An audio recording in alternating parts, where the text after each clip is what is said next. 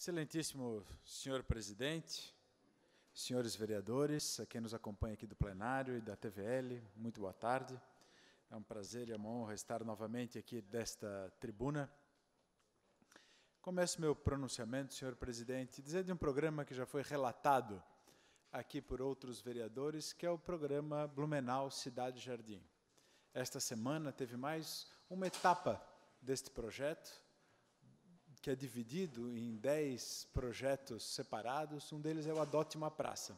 E diversas empresas, então, se comprometeram a fazer a manutenção e cuidar de uma das praças da cidade. Eu relatei ao secretário Marcelo Churub, a quem cumprimentei de forma efusiva, e eu faço aqui também, porque o que ele faz é uma quebra de um paradigma, de um conceito da coisa pública.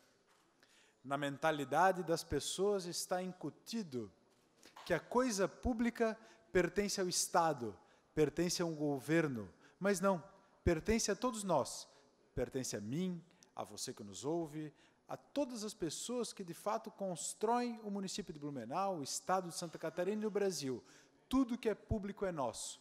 E novos momentos exigem novas soluções.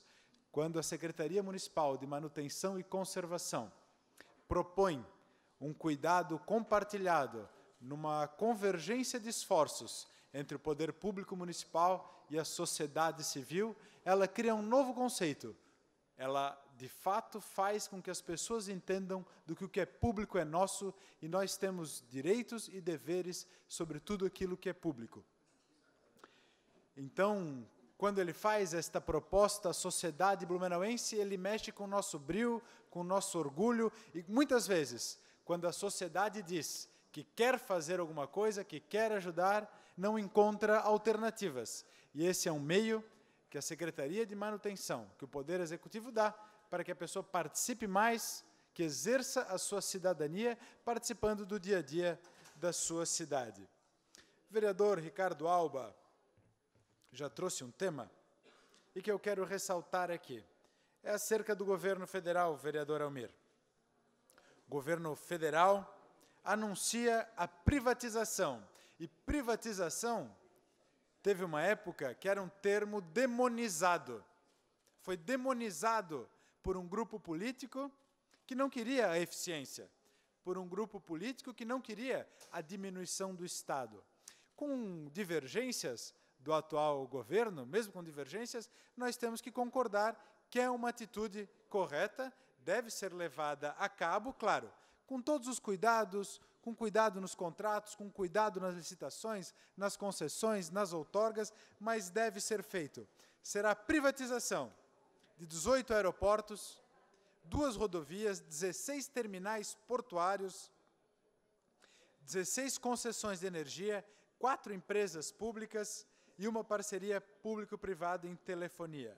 Como já foi dito aqui, com uma arrecadação prevista de 44 bilhões. E eu trago aqui um trecho da opinião do Jornal de Santa Catarina de hoje, que diz o seguinte, opinião do Jornal de Santa Catarina, e a qual eu concordo.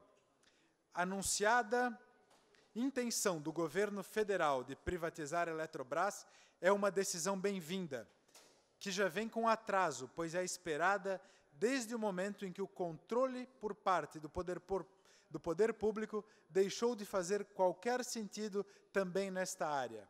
E ele avança. Por mais que a decisão suscite polêmicas, é verdade, ela suscita diversas polêmicas e suscitará, como ainda as privatizações antigas o fazem. As mudanças previstas na holding do setor elétrico são inadiáveis. As restrições partem justamente de quem até agora se beneficia, direta ou indiretamente, da ocupação de cargos importantes da empresa por critérios meramente políticos. E ele conclui dizendo que esta característica está na origem de muitos equívocos provocados na área, principalmente os relacionados a políticas de preço. E aí eu quero me dirigir ao vereador Adriano. Vereador Adriano, quando eu citei no meu último pronunciamento, na terça-feira, a ausência do deputado Décio Lima e da deputada Ana Lima, e pessoas a quem eu faço os elogios sempre que necessário, reconheço o trabalho deles, mas eu não fiz aqui uma crítica ao trabalho deles, e sim ao discurso da demagogia, e sim o discurso da hipocrisia. Os males são de origem, vereador Adriano, os males são de origem. E aqui eu tenho uma tabela que eu peguei no portal da transparência do governo federal, que fala do Pacto Federativo. Por mais que se discuta uma dicotomia entre o bem e o mal, entre um partido e outro, os males estão na origem, os males estão no Pacto Federativo. Se houver a possibilidade de transmitir essa planilha, eu quero mostrar a arrecadação do Estado de Santa Catarina.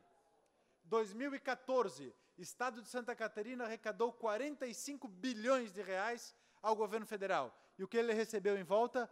8 bilhões 260 milhões, 18%. Diferente de alguns outros estados, o Acre, por exemplo, arrecadou 1 bilhão 160 milhões, teve de retorno 3 bilhões e 700, 322% a mais. Outros estados, na sequência, 2015, Santa Catarina arrecadou 46 bilhões, teve de volta 8 bilhões, 19%. 2016, Santa Catarina arrecadou 45 bilhões 790 milhões e teve de retorno 9 bilhões 386.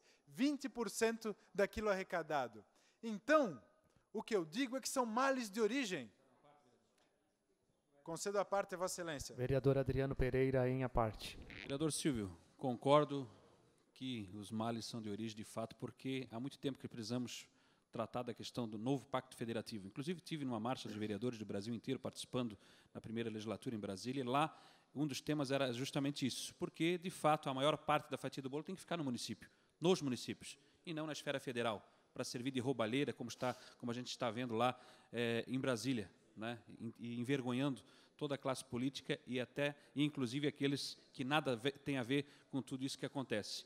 Agora, Vossa Excelência, como vereador Matias, também mostrou lá aquela foto, né, da questão da 470, do campus da UFSC, né, os dois mostraram aquela foto, mas os deputados fizeram a sua parte, o campus da UFSC é a realidade, a 470 está atrasado, temos que todos cobrar, e é isso, e ele vai continuar fazendo a parte dele, Vossa Excelência pode ter certeza, deputada Ana Paula também, e todos nós temos que nos unir, porque essa é uma luta apartidária, que não tem, é uma luta que precisa do envolvimento de todas as classes empresariais, de todos os municípios, de todos os políticos da nossa região, do Vale do Itajaí, de todos nós temos que seguir em frente e cobrar agora do atual governo e de todos aqueles que possam ajudar para que, de fato, saia do papel. Como outras promessas feitas também que ainda não saíram, essa também temos que cobrar. Todos juntos, unidos. Obrigado.